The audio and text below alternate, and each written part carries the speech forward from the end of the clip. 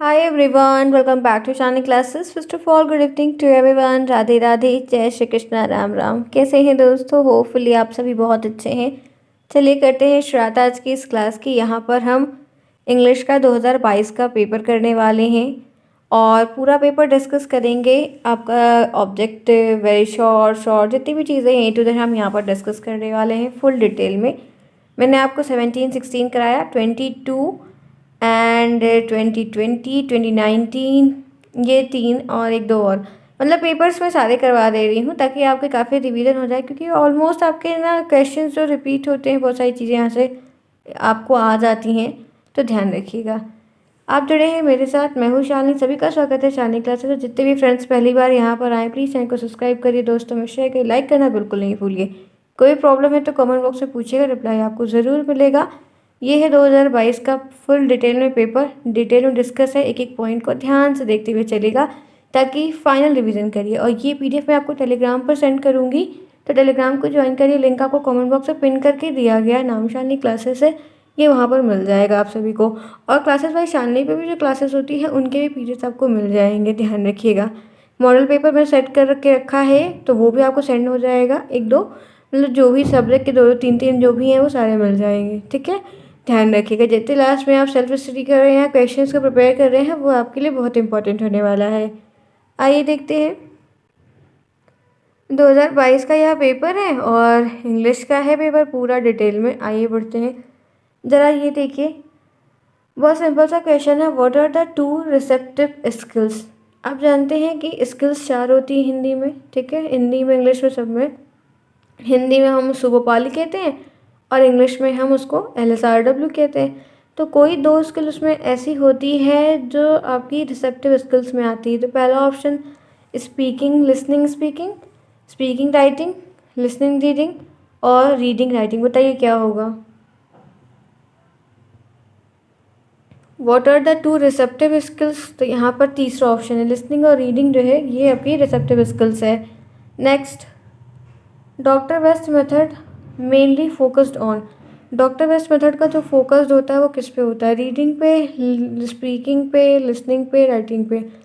Doctor West method आपने पढ़ा है, उनका जो मेनली फोकस था वो किस चीज़ें बहुत फोकस करते थे। डॉक्टर वेस्ट मेथड को हम नेचुरल मेथड के भी नाम से जानते हैं और इनका जो मेनली एक डेडली फोकस्ड देखने को मिला है वो आपका तीसरा ऑप्शन स्पीकिंग पे मिला है। इसी के साथ नेक्स्ट देखते हैं, choose the correct spelling. Grammar की सही स्पेलिंग बताइए। GRAMMER, GRAMMAR, GRAMER, GRAAMER। Grammar की स्पेलिंग, ये वाला काफ़ी फेवरेट क्वेश्चन है, हर बार आप देखोगे मिलेगा आपको। तो यहाँ पर ये वाला जो है वो आपका सही, बाकी तो आपके गलत हैं, ठीक है। आप सभी के भी 3 सही होंगे। आगे देखिए, what are the correct sentence structure? जो स्ट्रक्चर बताना है किसका, कि कोई सेंटेंस जितने सारे बनते हैं उनका एक सेट ऑफ पैटर्न होता है और हम उन्हीं के बेस पे इंग्लिश के बहुत सारे सेंटेंसेस को बनाते हैं। तो वो कौन सा है? तो क्या पहले सब्जेक्ट आएगा, ऑब्जेक्ट आएगा, वर्ब आएगा, या पहले वर्ब सब्जेक्ट ऑब्जेक्ट फिर subject verb object? None of the above. Fourth में क्या होगा बताइए?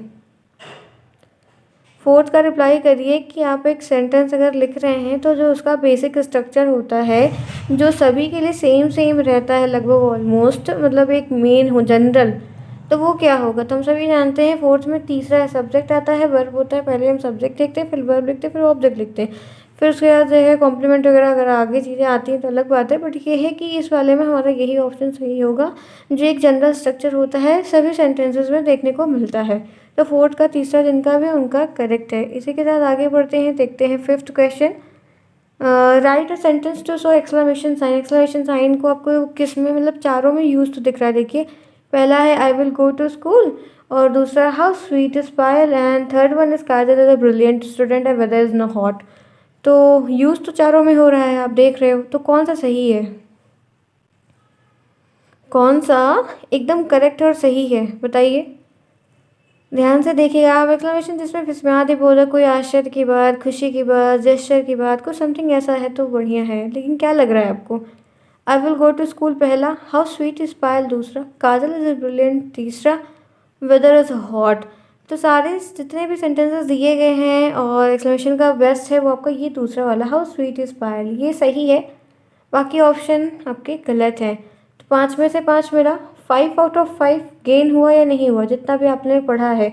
उम्मीद है इंग्लिश में सभी बच्चे पास हो जाएंगे, बहुत अच्छी बात है, कोई प्रॉब्लम नहीं। तो देखना ऐसे पेपर बनते हैं कि आपको उसमें पासिंग वाले तो क्वेश्चंस भी रहते हैं, तो बन जाएगा। आगे बढ़िए। अब बात करते हैं छोटे छोटे प्रश्नों की, जो कि आपके वेरी शॉर्ट सेक्शन में आएंगे 1 नंबर के। Point out the following adjective in the following sentence. इस सेंटेंस में आपको जो है क्या करना है, आपको एडजेक्टिव को फाइंड आउट करना है। ये ध्यान रखिएगा, आपको पहले कभी कभी नाउन आ रहा था, अब एडजेक्टिव आ रहा है, फिर एडवर्ब आएगा, प्रपोजिशन आएगा, तो ये थोड़ा आना चाहिए। क्वेश्चन दिया है, the gorgeous lady is coming toward us. The gorgeous lady is coming toward us. बताइए इसमें क्या होगा, एडजेक्टिव क्या है। तो एक ही वर्ड है जो पूरे सेंटेंस में है, वो ही ये वर्ड गॉर्जियस, ठीक है, ये ध्यान रखिएगा। ये एडजेक्टिव है, फिर आपका नाउन पूछे तो लेडी आएगा। इस तरीके से आपको थोड़ा सा अच्छे से समझना है, और एक ये क्लियर कट पे रखना है कि पहचानना फिर आपको आना चाहिए कि नाउन के वर्ड्स क्या हैं और प्रोनाउंस के वर्ड्स क्या हैं और एडजेक्टिव के वर्ड्स कैसे हैं, कंजक्शन कैसा है, इंटरजेक्शन कैसा है, प्रीपोजिशन कैसा है, क्या है, तो वो पता होना चाहिए, वरना आप गलत कर देंगे। आगे बढ़िए। Fill in the blanks with suitable article. Article से फिल इन द ब्लैंक्स हमेशा आता है, आर्टिकल पढ़ाया था, सबको पढ़ाया है। बताइए, I have dash 1 rupee note. A भरेंगे या एन भरेंगे? 7th का रिप्लाई दीजिए, I have dash 1 rupee note. तो ए रुपी नोट भरेंगे, ए 1 रुपी नोट या एन 1 रुपी नोट। यहाँ पर ध्यान रखिएगा, तो वॉवल दिया हुआ है, तो वॉवल 5 होते हैं, ए ई आई ओ यू, तो ओ दिया हम जानते हैं, जहाँ पे वॉवल रहता है वहाँ पर हम एन लगाते हैं, तो यहाँ पे एन भरेंगे ना। I have an 1 rupee note, क्यों, सही कह रहे हैं ना, एन भरा जाएगा क्योंकि यहाँ पे तो वॉवल है, लॉजिक तो यही बैठ रहा है, ध्यान रखिएगा। तो यहाँ पे आपका 7th का एन नहीं ए होगा, ठीक है, ए 1 रुपी नोट लिखा जाता है, एन नहीं होता है, ठीक है। चलें, क्योंकि ये जो 1 है स्पेलिंग भले ओ से स्टार्ट हो रही, लिखोगे तो ऐसे लिखोगे, तो ये तो आपका व्यंजन हो गया ना, इसलिए उच्चारण में ये आपका गलत आएगा, इसीलिए यहाँ पे आ 1 रुपी नोट होगा, ठीक है। आगे बढ़े, ए नहीं हो, एन नहीं होगा, ए होगा, ध्यान रखिएगा। आगे बढ़िए। नेक्स्ट है, change the following sentence into passive voice. PV में चेंज करना है, एबी में दिया है। 2 नंबर में सिर्फ एक क्वेश्चन है जो आपके हाल ही पिछले साल में पूछा गया। आप देखो, आपको है तो बहुत सारा, लेकिन आपको उसमें से लिमिटेड को ही पढ़ना है, लिमिटेड को ही ध्यान रखना है, कर ले जाएंगे। ज़रा देखिए और करिए। चलिए बताइए कैसे चेंज करेंगे, सबको आना चाहिए, क्या होगा चेंज करेंगे तो। हम सभी को मालूम होना चाहिए, बेसिक है, लगाइए भाई सभी लोग। इसका जो बनेगा चेंज करके, वो यहाँ पर बनेगा, क्या बनेगा, तो यहाँ पर बनेगा ही वॉज, क्या है, he was praised by the teacher. मैं लिख दूँ, he was praised by the teacher, he was praised by the teacher, तो ये आपका पीबी में चेंज हो जाएगा। Next, fill in the blanks with correct form of verb. Verb का सही फॉर्म भरना है। 1 of the boys in college fallen ill. Has होगा कि हैव होगा, ऑप्शन में हैज़ हैव दिया है। 9th में क्या फिल करेंगे, फिल इन द ब्लैंक्स दिया है, वर्ब के फॉर्म को भरना है, हैज़ भरेंगे, हैव भरेंगे। तो यहाँ पर किसी एक लड़के की बात हो रही है, 1 ऑफ द बॉयज सिंगल की बात हो रही है, सिंगुलर की बात हो रही है, हम यहाँ पर हैज़ फॉलन लिखेंगे, हैव फॉलन नहीं लिखेंगे, ठीक है, हैज़ फॉलन लिखेंगे। 1 of the boys in college has fallen ill, तो आपका हैज़ होगा ना कि हैव होगा, तो आप भी बिल्कुल नहीं लगाइएगा, ध्यान रखते हैं। आगे बढ़िए। 10th, punctuate the following letter with pronunciation. आपको जो है आपका जो वो है विराम चिन्ह होता है, पंक्चुएशन मार्क्स होते हैं, उनको एक सेंटेंस में सही करने को दिया। ये रिपीट है, पहले भी आया था ना, तो यहाँ पर ओ यस जो लिखा है इसको इन्वर्टेड कॉमा में कर दो, एस के पहले जो है वो लगा दो, एक्सक्लेमेशन का साइन लगा दो, फिर यहाँ पर आगे बढ़ो, डबल इन्वर्टेड कॉमा लिखो, ठीक है। आगे चलते चलते ये बंद यहाँ पर है, ये फादर के बगल में कॉमा होगा एक, तो ओ यस से द फादर आई कैन, ये यहाँ पर डबल इन्वर्टेड कॉमा से यहाँ तक कर दो। इस तरीके से आपका होगा। मैंने क्या बोला कि जहाँ पर ओ यस लिखा है, ओ और यस तक आप ऐसे डबल इन्वर्टेड कॉमा करो, उसके बाद यहाँ पे एस के बगल ओ yes I have win, you have von, ऐसे कुछ भी, तो ये एक्सक्लेमेशन का साइन लगा दो। फिर से द फादर, फादर के बगल comma, I can at least do that much better, और यहाँ पे फुल स्टॉप। तो ये आपका जो है पंक्चुएशन मार्क क्लियर हो जाएगा। तो इस तरीके से आपको 1-2 सेंटेंस हो सकता है कि आ जाए, और ये पेपर का पुराना है, 17 में था ये, तो यहाँ पर रिपीट हुआ है 17 से 22 में, तो चेंज करके क्वेश्चन आते हैं, ठीक है। नेक्स्ट आइए, दिया है change the following sentence into interrogative में, आपको इसको चेंज करके बताना है, तो क्या करोगे? I can, the deaf can not hear, the deaf can not hear, change करिए, the deaf can not hear, the deaf can not hear. तो इसको हम लिखेंगे, इसको लिख देंगे, इसको हम लिख सकते हैं, क्या लिखेंगे? इसको हम लिखेंगे can the deaf, can the deaf not hear. ठीक है, यहाँ पे लिखा है the deaf can not hear, तो लिखेंगे can the deaf not hear, क्या वो नहीं सुन सकता है? Can the deaf not hear. ठीक है, ये ध्यान रखिएगा। तो आपके 11 प्रश्न हो गए। 11 में से 11 मिले या नहीं मिले होंगे, बहुत कम ही बच्चे होंगे जिनका गलत हुआ होगा, ध्यान रखिएगा। चलिए फटाफट क्लास को लाइक करिए, फिर आगे बढ़ते हैं। आपके जो बड़े वाले प्रश्न हैं वो भी फटाक से कर लेंगे, जल्दी ही होंगे, कम समय में आपका पेपर बढ़िया सॉल्व होगा। बस राइटिंग अच्छी अच्छी आप लोग लिख के आइएगा, आपकी हेल्प हो जाएगी। चलिए जल्दी से क्विक ईच एंड एवरीवन, जिन्होंने अभी तक नहीं किया है फटाफट करिए, ताकि आपके लिए और भी चीज़ें हो पाएँ, समझा दिया जाए। आगे बढ़े। देखिए इसमें आपके ना डायरेक्ट इनडायरेक्ट नहीं आए, आपके इसमें टेंस वगैरह भी नहीं आए। जो 22 में भी लेटेस्ट पिछले साल हुआ था, तो इसमें से हो सकता है कि 1-2 क्वेश्चन मिल जाए तो बढ़िया भी रहेगा। और एक नंबर के जितने भी अभी तक आए सब ने पढ़ा है, कुछ भी इसमें गलत नहीं था, बहुत ईजी था। तो हर पैटर्न को समझ लो कि कैसे कैसे, देखो वर्ब से क्वेश्चन है, पैसिव वॉइस से क्वेश्चन है, पंक्चुएशन मार्क से है, इस तरीके से आपको चेंज करना है। आर्टिकल से भी आ रहा है, पार्ट्स ऑफ स्पीच से भी आ रहा है, तो थोड़ा थोड़ा पूछ लिया जाता है। चलो आ जाओ आगे। करेक्ट द फॉलोइंग सेंटेंस है, आपको 2 सेंटेंस दिया है, इसको सही करना है। I am senior then you, और दूसरा है though he is poor but he is happy. Though नहीं, 2 है, बताइए क्या कहेंगे? I am senior then you, तो इसका यहाँ पर जानते हैं क्या हो जाएगा? I am senior to you होता है ना कि देन यू, ये देन यहाँ पे हट जाएगा, टू यू TO आ जाएगा। नेक्स्ट है दो ही is poor but he is happy, तो दो यहाँ पर नहीं होगा, ऑल दो होगा। ठीक है, ऑल दो ही is poor yet he is happy, but cut के यहाँ पे येट आ जाएगा, YET। ठीक है, बाकी आपके दोनों सेंटेंस फिर सही हो जाएंगे। Next, complete the following spelling. ये स्पेलिंग वाले आते हैं, इजी ही आते हैं, छोटे छोटे आते हैं, जो हम समझ में देख के ही पहचान जाते हैं कि ऐसा ही होगा, तो हमको इसको अस्पताल से कोई क्लास नहीं लेनी है, क्योंकि पता नहीं कौन सी स्पेलिंग आ जाएगी। 13, पहला क्या है? 2 दिया गया है, फिलॉसफी है। फिलॉसफी की स्पेलिंग आती है? बिल्कुल आती है, PHILOSOPHY, और ये अल्फ़ाबेट है ALPHABET। ठीक है, बहुत अच्छा है। 2 नंबर यू मिल गया, 2 नंबर यू मिल गया, 4 नंबर हो गए। 12 पासिंग है। जिनको इंग्लिश में बहुत दिक्कत है, इंग्लिश से बहुत घबरा रहे हैं, डर रहे हैं, बिल्कुल ना डरें, ऐसे क्वेश्चन में ज़रूर मिलेंगे जिससे आपकी बैक नहीं लगेगी। ठीक है, आगे देखिए। नेक्स्ट है define noun and it's type with example. तो फ्रेंड्स हमने नाउन का डिफिनीशन लिखना है, और नाउन 5 प्रकार का होता है, सबके टाइप्स के नेम लिख देना और एग्जांपल लिख देना। ये ध्यान रखिएगा कि ये 2 नंबर के प्रश्न में है, तो खूब डिटेल में अच्छे से बड़ा लिखिएगा।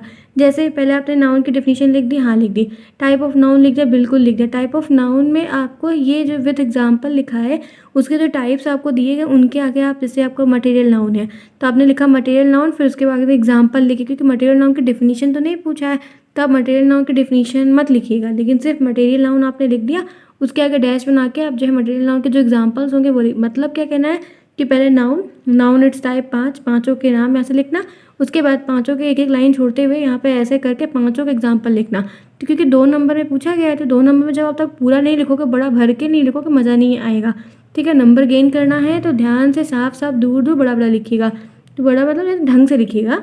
और तो ये जैसे नाउन है, ये डिफाइंड नाउन वाला ही ज़्यादा आ रहा है, तो नाउन, प्रोनाउन, नाउन का, प्रोनाउन का, वर्ब का, एडजेक्टिव का और एडवर्ब का, एक प्रीपोजिशन का, यही ध्यान रखना। कंजक्शन इंटरजेक्शन थोड़ा कम कम आता है, तो ये इतना ध्यान रखते हुए आगे बढ़ जाइएगा। ठीक है, आगे बढ़िए। Write any 2 aim of teaching poetry. जो कविता पढ़ाई जाती है उसका 2 उद्देश्य, कोई भी 2 लिखना है, बताइए क्या लिखेंगे? Write any 2 aim of teaching poetry. जो क्लास में कविता पढ़ाई जाती है उसका एम क्या होता है? कविता पढ़ाने से बच्चों को मज़ा आता है एक, और बच्चे इमेजिनेटिव तरीके से सोचते हैं, और बच्चों को हर चीज़ रियल लगने लगती है, और वो ध्यान से सुनते हैं कि, और खेल खेल में आप बहुत एक पोएम अच्छी सिखा देते हैं। तो ये देखिए मैंने इसका एम लिख दिया है, ताकि थोड़ा बहुत लिख लीजिएगा आप लोग देख के। 15 ये देखिए मैंने आंसर लिखा हुआ है।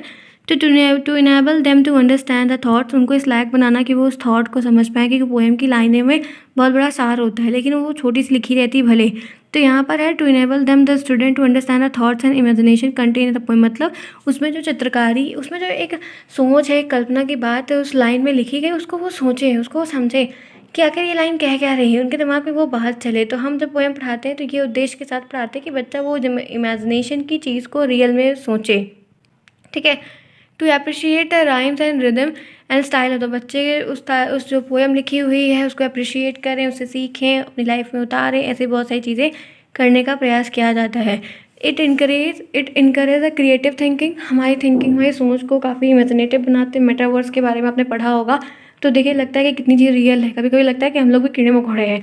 तो लैंग्वेजेस में भी आपकी भाषा की सुधार होती है, स्ट्रक्चर वगैरह समझ में आता है, काफ़ी अच्छे तरीके से आप अट्रैक्टिव फील करते हैं, इंट्रैक्टिव लगती है पोएम से, मज़ा आता है, एन्जॉयमेंट के लिए भी करते हैं, अप्रिसिएशन मिलता है। तो बहुत सारी चीज़ें छोटी छोटी करके लिख सकते हैं। तो 15 का राइट आंसर ये होगा। आगे बढ़िए, 16 क्या है? 16 दिया है, right A short note on bilingual method. Bilingual method, structural approach and direct method and आपके ये दो लैंग्वेज गेम के कुछ एडवांटेज जितने भी मेथड्स हैं या पहला चैप्टर उसके एडवांटेज डिसएडवांटेज ज़रूर ध्यान रखिए, मैं जल्दी करवा दूंगी आपको ताकि रिवीजन हो जाएगा। तो बाइलिंगुअल मेथड का आपको शॉर्ट नोट लिखने में, मैंने छोटी शॉर्ट नोट ली हुई, देखिए। कहता है द अंडरस्टैंडिंग ऑफ वर्ड्स, इसमें हम वर्ड्स की अंडरस्टैंडिंग बहुत अच्छी होती है, मतलब समझ जाते हैं, and sentence in a foreign language, ठीक है। मतलब क्या है कि जब हम इस मेथड से सीखना है बच्चों को सिखाना करते हैं तो बच्चे वर्ड्स को बहुत आसानी से सीखते हैं और फॉरेन लैंग्वेज वो बहुत ही ईजी हो जाता है उनके लिए सीखना, क्योंकि उसमें मदर टंग को यूज़ करके वो उनको सीखते हैं।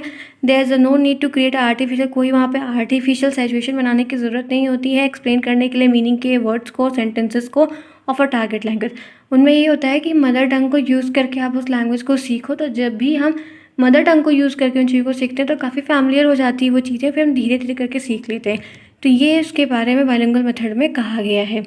नेक्स्ट आइए, नेक्स्ट है फिल इन द ब्लैंक्स है, जो कि 2 नंबर का है। फिल इन द ब्लैंक्स में आपको जो है ब्रैकेट में दिया गया ही कैन नॉट माई ऑफर, तो ACCEPT ये वाला ये एक्सेप्ट होगा या एक्सेप्ट होगा, EXCEPT होगा या ACCEPT होगा, एक है।